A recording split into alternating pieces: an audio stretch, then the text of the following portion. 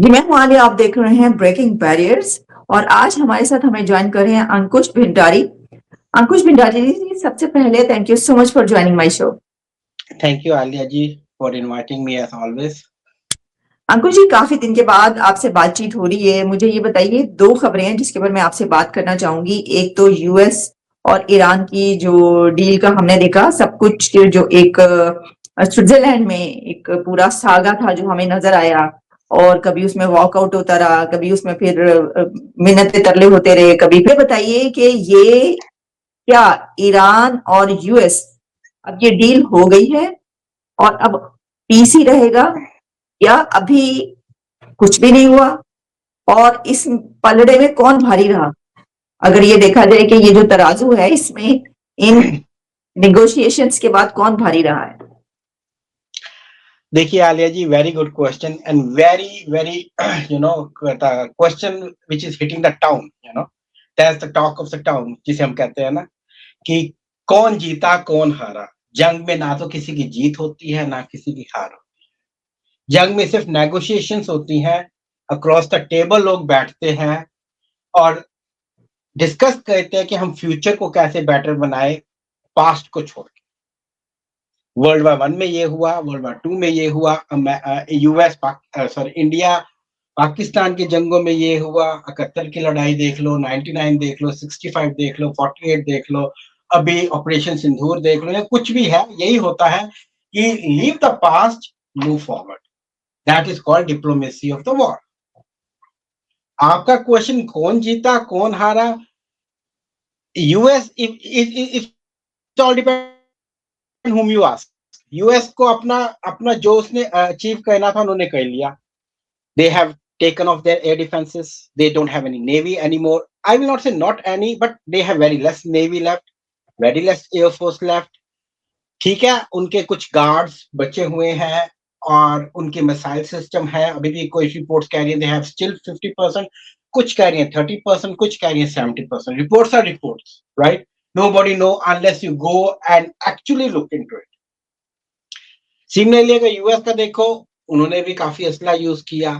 कुछ रिपोर्ट्स कह रहे हैं यूएस के पास अगले 5 साल के लिए असला नहीं है। यूएस ने 20 साल तक ईरान में, सॉरी इराक में, अफगानिस्तान में, 20 साल तक वियतनाम में जंग लड़ी। इतनी लंबी लंबी जंगें लड़ी हैं।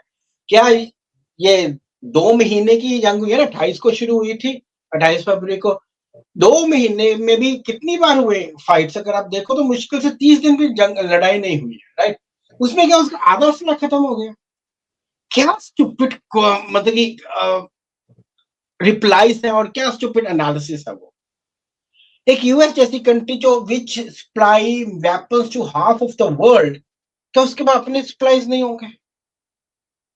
अच्छा, तीसरा बहुत important question, Israel is the main benefactor, कोई उसकी बात नहीं करता है। यूएस क्यों गया इजराइल के लिए कि हमारा दोस्त है। इजराइल और ईरान की जंग चल रही है, यूएस की तो ईरान से कोई पंगा नहीं है। 1979 को भूल जाओ, दैट्स अ हिस्ट्री। ठीक है ना? उसके बाद जैसे कहते हैं ना जियोपॉलिटिक्स में, you can't take the animosity in 18 hours of the 50 years. 50 साल की नफरत है दोनों में, राइट? वो 18 घंटे में हम उसे सॉल्व नहीं कर सकते। और मैं कहूंगा, not as an American, but मेरे हिसाब से जेडी वैंस का वहां जाना और the way the Iranian reacted is not acceptable. आप आए हो बात करने के लिए और आप जिससे बात करनी उसी को इग्नोर कर रहे हैं। पाकिस्तान से तो नहीं जंग चल रही ना, कटार से तो जंग चल रही ना। जंग तो वो कह रहे हैं कि यूएस हमें दे $300 बिलियन, यूएस हमारे एसेट्स डिफ्रोज अनफ्रोजन करे जो फ्रोज है, यूएस हमें ये आश्वासन दे that there will be no fight in the Middle East, including Lebanon and Gaza and all. If you want so many things from the US, it's always to bend down and take it. कहते हैं ना हमारे पंजाबी च कि जो पेड़ च फल लगे होंगे हमेशा झुकिया होंगे। झुके तो आप कहते ना प्यार नाल चमड़ी ले लो, वैसे ना मिलने की एक दमरी नहीं मिलती अगर गुस्सा करोगे। तो वही बात होती है। तो मेरे हिसाब से कि यूएस का यहाँ थोड़ा-सा अपर हैंड है, ईरान माने ना माने। हम्म, दुनिया को ये समझना चाहिए कि आज उसके पास न्यूक्लियर वेपन नहीं है हम्म, और वो हिटलर की तरह काम कर रहा है। World has not learn from history.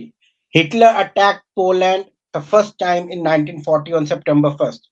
Europe Poland पे हुआ ना, हम क्या करें? फ्रांस में क्या? फ्रांस पे हुआ ना, हम क्या करें?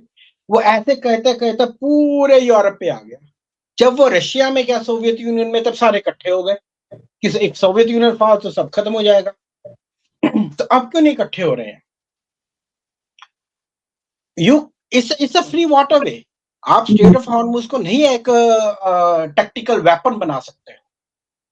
उससे हम्म, पाकिस्तान की इकोनॉमी पे इफेक्ट पड़ा, साउथ एशियन इकोनॉमी पे, इंडिया की, चाइना की, होल वर्ल्ड इकोनॉमी पे इम्पैक्ट पड़ रहा है। कल को ऐसे खुदा ना करे, भगवान ना करे कि हिंदुस्तान पाकिस्तान में जंग हो जाए, तो पाकिस्तान कहे मैं तो यहाँ पर नेवी ब्लॉकेट कर रहा हूँ, हिंदुस्तान को आने नहीं देता, या इंडिया के हम तो यहाँ नेवी ब्लॉकेट कर रहे हैं, हमारी ओमान में शिप्स है, हम तो आने नहीं देते यहाँ कुछ। ये तो फिर it will become a trend which is not a good example. Russia ने कभी ब्लॉक नहीं किया। रशिया चाहता तो अपनी नेवी से मेडिटेरियन सी या रेड सी ब्लॉक कर सकता था यूक्रेन के साथ। They didn't block it. They didn't put the world under dire circumstances that the economically world को नुकसान हो। ऊपर से आप Hezbollah, he's not a good organization. It's a terrorist organization.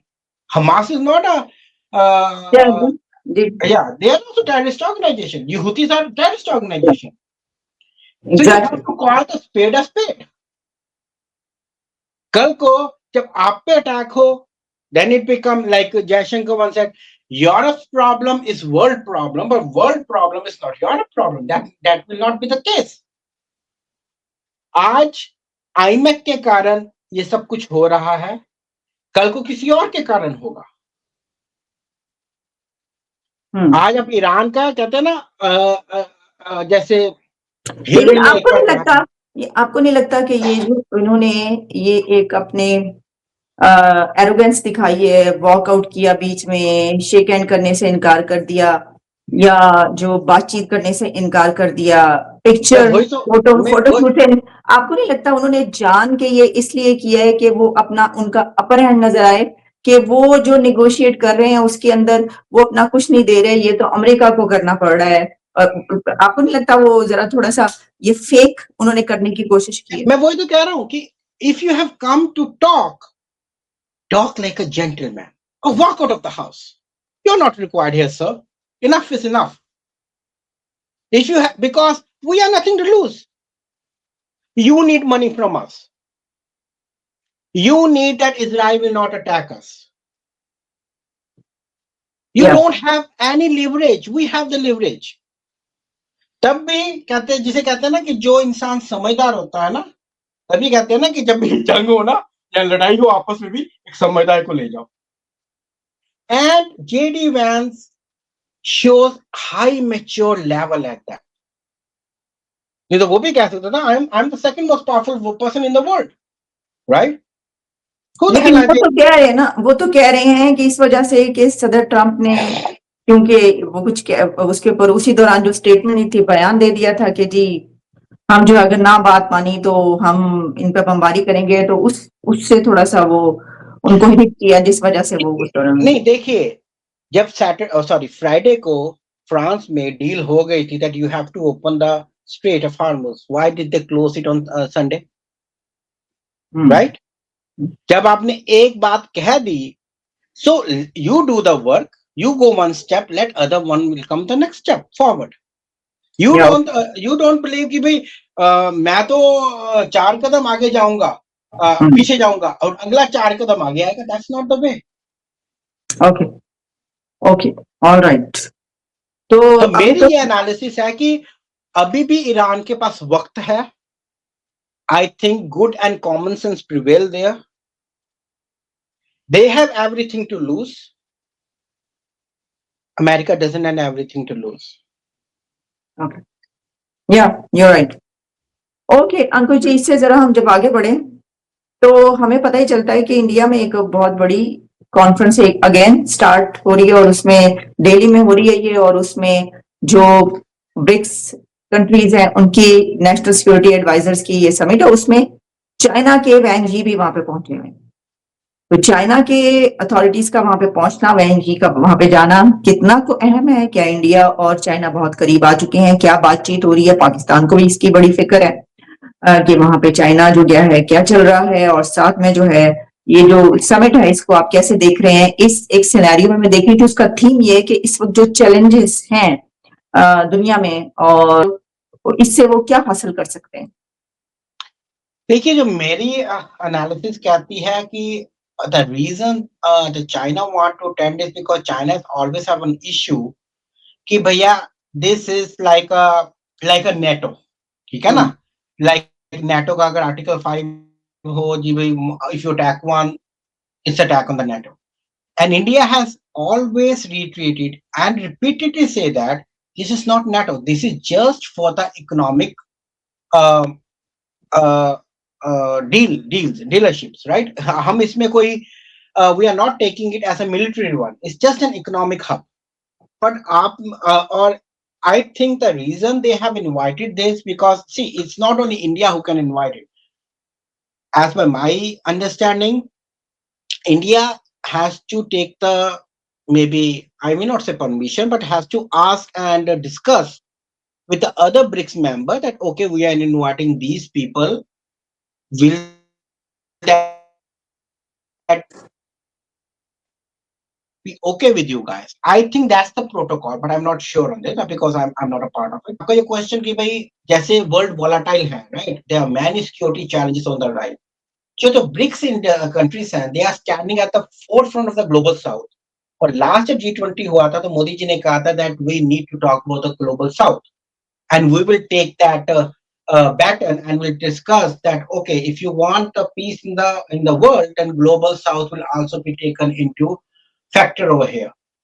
तो इसलिए मुझे लग रहा है कि China very easily they are looking forward to enhance the communication and coordination also with the BRICS member, so that उनको ये they think that we can enrich the political and security cooperation. Because China हमेशा एक ही बात पे रहता है कि भैया we have to discuss with China first, like Iran में भी यही हुआ, अगर रशिया यूक्रेन में हो रहा है तब भी वो कह रहे हैं कि China should. And the second most important thing is may be because the American NSA will also be there, and the this one Indian NSA will also be there, so they may want to discuss on a couple of things like Russia, Ukraine, and Iran and Israel. So that's the reason, because otherwise I don't think there will be any other factor that why they are invited a Chinese vice premier to the BRICS over there. Okay. और जो आप समझते हैं कि इससे पाकिस्तान को कोई घबराने की बात है कि क्योंकि ईरान के जो हैं अथॉरिटीज वो भी वहां पे पहुंची हुई हैं, इंडिया में क्या माने रखता है आपके ख्याल में? देखिए, सिर्फ ईरान के नहीं, इथियोपिया के, रशिया के, रशिया के तो obviously it's a part of this, Saudi Arabia के, यूनाइटेड अरब एमिरेट्स के, इंडोनेशिया के, तो सारे because they become the member, I think last year or last to last year when they included 10 more members, including so as a part of the BRICS.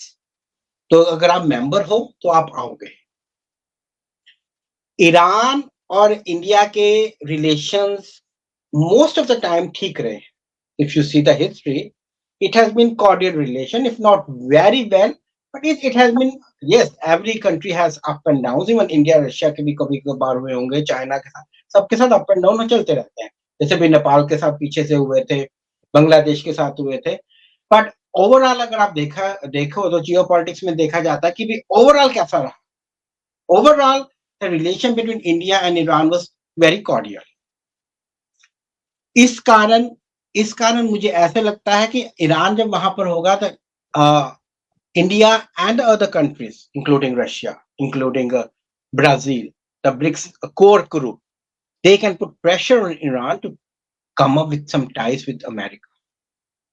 And also, they can also talk with other people, other delegates of the countries like UAE, जो Middle East का part है, Saudi Arabia, which is a very big power of Middle East, to talk with Iran, maybe separately, or put a pressure, or have a dialogue that, hey, enough is enough. Let's come to the table. Let's talk. Okay, you can't bring the whole world into doldrums like this.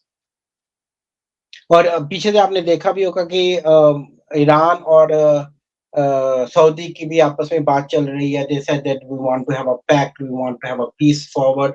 So ऐसे जो platforms होते हैं वहां से फिर आगे आगे चलता रहता है. Because NSA is one of the most important figure of any country because that's the security advisor. तो security advisor से पूछेगा कि भैया you are not going to attack at me. Okay, can I send this message to my prime minister or president or my king? समझ रहे हो ना बात मेरी? तो फिर आगे पहले छोटे लेवल पे होती है बातें, फिर बड़े लेवल पे होती है. जैसे होता है ना, पहले स्कूल की मीटिंग्स होती है, पीटीएम प्रिंसिपल से बात करता है, फिर प्रिंसिपल्स की आपस में मीटिंग होती है, यू नो. तो वही है, अभी तो स्कूल की मीटिंग हो रही है एक तरह से, सारे सब्जेक्ट्स आए हुए हैं. उसके बाद जब प्रिंसिपल्स की मीटिंग होगी आपस में, I mean to say the head of the state, तब उसमें फिर होगा. And I think that is happening sometime in August और सितंबर, right? Okay, Ankush ji. Thank you very much for your Thank you, in-depth Alia ji. analysis. Thanks a lot. Okay, namaste.